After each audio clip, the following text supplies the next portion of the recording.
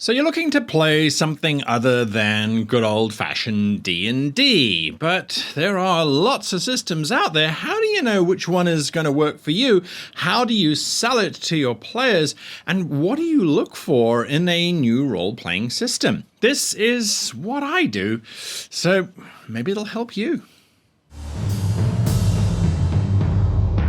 Hello and welcome to this week's episode of How to Be a Great GM. My name is Guy and we're going to do things slightly differently on the channel moving forward thanks to your feedback. So one of the things we're going to try and do is we're going to try and make it more like a conversation and less like a lecture, which I hope is going to make it more enjoyable to listen to. And we're going to try and make it shorter and more succinct. And yes, I know this opening is not doing that. But I'm giving you the preamble for the next few weeks. We're also going to be doing more series of videos, so each week kind of builds on the week beforehand. So hitting that subscribe button could be quite useful if you find this channel useful, because next week and moving on, we're going to be looking at campaign kind of design and creation, but on a very, very, very in-depth kind of scale. So it could be worth jumping in. Kind of think of it almost like a GM masterclass, if you like. And that will kick off next week on the 27th of September. So be aware of that. So the other day I was sent a series of books from our friends at Ulysses Spiele. And Ulysses Spiele, they make all kinds of cool and wonderful role-playing games, which I have looked at before on this channel. And they sent me a new reversioning of their classic one called Faded Suns. And they sent me like this care package, which has got 3 books in it. So the biggest and the heaviest, by the way, obviously, is the character book, okay? And then there's a Game Master's book. Sorry, that's the Universe book, which is like all the lore and stuff. And then there is the GM's book. Now, don't worry, this is not me punting this new system. This is me using this system to tell you what I look for when I'm presented with a new system. And I mean, firstly, they're very heavy. Okay, so let's get into it. What do I look for when I'm looking for a new system? First thing is visual appeal. It's got to work for me. So if I get a role-playing book and I open it up, I'm like, it looks like the 80s, or it looks like this crawled out of the 70s, or there's so many things going on in here, it's too much. Or I open it up and I go, oh, this is perfect. This is flawless. This really looks good. It looks like people have put a lot of thought and a lot of effort into it. Now, that doesn't mean to say that indie publishers who don't have the giant budgets of these large publishers who can make books that look amazing, this doesn't mean that their role-playing games are lacking. It literally is just on my personal journey of choosing a role-playing system. Step 1, does it look good? Yes or no? Now, as someone who has written his own role-playing system, that was something that we very specifically focused on. Was we said, well, we want people to pick up the thing and go, that looks pretty cool. I want to be in there. Let me go there and let me play in that space. That's kind of the first offer. So when you are then also presenting this thing to your players, if it didn't visually grab you, you're going to have to figure out a way to visually grab your players. That might not be by showing them the rules straight away. That might be introducing them something else, so then they're not visually hooked. So again, if we look at the Fading Suns, okay, my biggest complaint about Fading Suns is, where's the name? Well, that's hidden down here in this text that I can't actually read very much. It looks cool, and it might be legacy, but at least the character book part is there, and it's embossed, which, yes, a nice touch. Does it make a good role-playing system? No, of course not, but it is visually appealing. And inside, when you open it up, well, I have to say, it works. It does look very similar, though, to Dungeons & Dragons, doesn't it? The artwork is stock standard artwork, which when I say stock standard artwork, it's good art.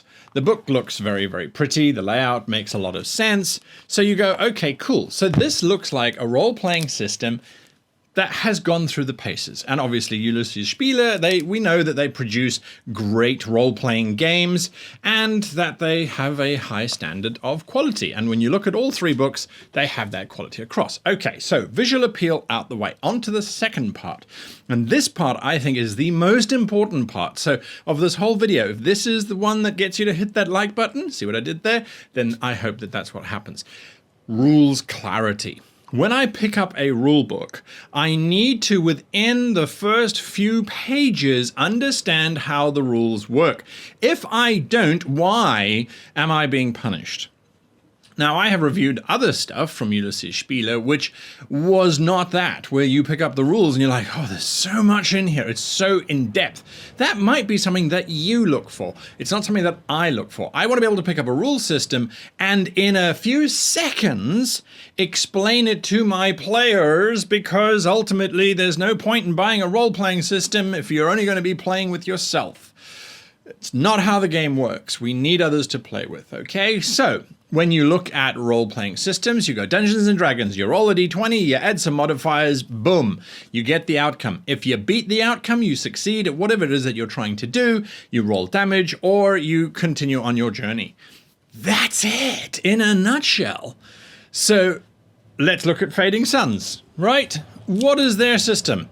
Well, it's a d20, which I like, because D20, I mean, it is in the zeitgeist, it is in the general mind of every player out there as a D20. You roll a D20, you take your skill, which they have, you take your attribute, which they have, you add your attribute value and your skill value together, that gives you a number. If you roll that number or under with the D20, you succeed. If you roll above it, you fail. So it's D&D in reverse.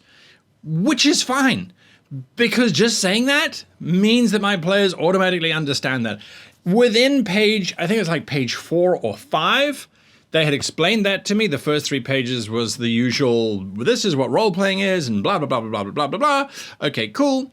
Right, so they explain the rules clearly initially. But then you have to deep dive further and you have to look into it and say, okay, so the initial rule is pretty clear. Add these two things together, you get that value, roll under the value, you succeed. How does that work when you're opposing somebody? Well, it's a little bit more complicated, but generally speaking, you're rolling equal to or under all the time. And whatever it is that you roll, if you roll under, that's your success. And if you have more successes than they have resistance or opposition, if you like, you succeed. There's a whole banking system that they have involved in there as well, which is fine. It gets more complicated as we go on, which is okay. Complexity allows us to have creativity. So you want rules to be complex, but not overly complex. Not to the point where you're like, I have to do a what on this table before I can get to that table, before... No. Character options. What are the character options that we get? That is something that is not fundamental to me, because I very seldom play role-playing games. I'm a GM, and so that's what I will always be. From a character perspective, though, what can you do within this game? What type of character can you create? And this gets me to the promise of the game. What does the game promise? So, again, you look at Dungeons and Dragons. It promises dungeons and it promises dragons.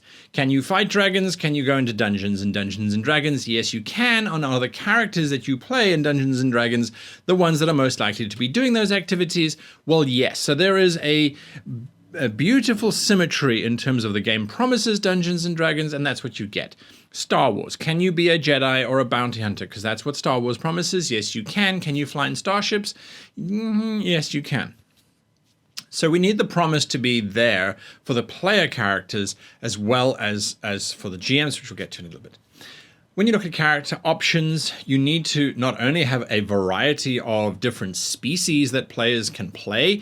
We all have that one friend who wants to play the catfolk like Tabaxi, canine, Baharesque, whatever you want to call it. It's a cat person.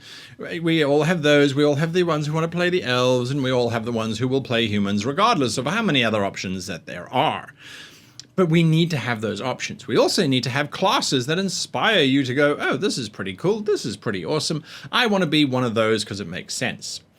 Fading Suns, well, they have a whole book devoted to character creation, and that's kind of where I started to go, this might be a little bit too much. It might be too complicated. They've got 3 primary character covers, if you like, sort of overview of the character basic, and then they kind of deep dive into that. And when they deep dive, I mean they deep dive. They have got so many traits and abilities and things that enhance the character and develop the character. And what I liked initially was in the initial book, there's 3 races that they can play, but then they have an expansion, and expansion books are important, by the way. So they have this expansion book, which is called the Factions book, and that increases the species that you can play and shows you examples of those species and things, as well as extra factions that you can join. So that's always a benefit or a bonus. So they're kind of ticking those boxes there as well. Now, just because the players are satisfied doesn't mean that you are going to be satisfied, and you are the GM. That's the important thing. So, what is it about this game that's going to satisfy you as a GM? Theoretically, they have an entire book. It is called the GM's book, I believe, the Game Master book. Okay. And you go, okay, what's this full of? Well, it's an interesting one. It is full of, there's some ideas. They have some axioms, which I absolutely love. Axiom number 2, we are here to have fun. Axiom number 3, fun walks hand in hand with meaningful stories. Axiom 4, the journey is the key. Axiom 5, problems are a chance to move forward. So automatically they're going to get my vote because, well, that's great storytelling. They do have some NPCs in here, as well as some monsters, although not a huge amount of monsters. Again, this faction book expands upon that. And then they've got some basic storytelling ideas in terms of how to put together an adventure. Nothing major, some interesting ideas in terms of the 5-step method, which I speak about on this channel, but not a huge amount. So there is some GM support. That's not terrible. Then, of course, you look at setting. Is there a setting that goes with it? Because most role-playing systems these days come with a setting. And yes, there is the Universe book, which ships with the original 3 books, and that contains universal setting. Although, again, there is a lot of lore here. It's Ulysses Spiele. We know that they like their lore, and they like to include it. So, for me, the one promise that this book has, because it's on one of the covers, is starships. And then when you open the book and it says Starship Combat is handled in an expansion, you go, oh, that makes me sad. I then look at the additional materials, what extras are there, and in this case, they've got some tokens, which are, these come with the GM screen. They have a GM screen, which, again, you know, when you are looking at these kind of things, guys, we expect, yeah? I mean, it's a beautiful screen. We expect these things, and when they aren't there, we must ask ourselves, why? Are they an indie publisher? Is it because they're not interested? So the GM screen is very handy. Oh, and then they sent me this as well. This is just additional materials. Now, these are, as you can hear,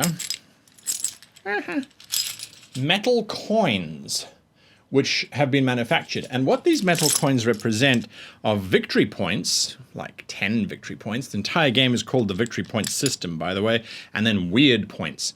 And you can gather weird points when you roll criticals, and the weird points are worth 3 victory points, and you can spend victory points to enhance the outcome of your die rolls. And now you know how the entire game works, by the way. So these metal coins in a really nice velveteen-like bag, that's really nice. So the additions are there, the add-ons are there, the books are there, the support is there, all of that is there. So that's what I do when I am looking for a new system and when I'm trying to decide if my players would like it or not. Apologies for the train that appears to be driving in through the background. They're so loud today, I don't know what's going on. There must be a favorable wind. Nonetheless, this is it. That's what I look for in role-playing games. So a big thank you to Ulysses Spiele for providing me with some beautiful rule books and stuff to use as a basis for this video. If you are interested in their material, there are links down below, of course. Check that out. On the other hand, if you have a role-playing system that you picked up recently and you go, oh, I think this is really cool, leave your comment down below. And if you are someone who hasn't ever played anything other than Dungeons and Dragons, or you've kind of dabbled, now's the chance for you to step out and just have a look around. There are literally hundreds of role-playing systems out there. There are free ones, there are ones that you would pay for. These ones, I don't even know what the price range is, but Ulysses Spiel is pretty good, usually from a price perspective, certainly from a quality perspective. Check out a different role-playing system and look at it from those 5 different aspects. Try and get an understanding and give it a chance. Now, if the rules are overly complicated, that's when you need to decide, is this something worth investing in or not? But that's a whole different story. Now, like I said, folks, next week starts a new series on how to be a GM, which is where we are looking at how to be a great GM and all the processes and steps that you should take. And if you're not aware, you should check out our new Kickstarter, which launches next week, Tuesday. Watch next week's video to find out more about that, as it really is the ultimate expression of this channel. Anyway, until next time, I wish you and yours the very happiest of gaming.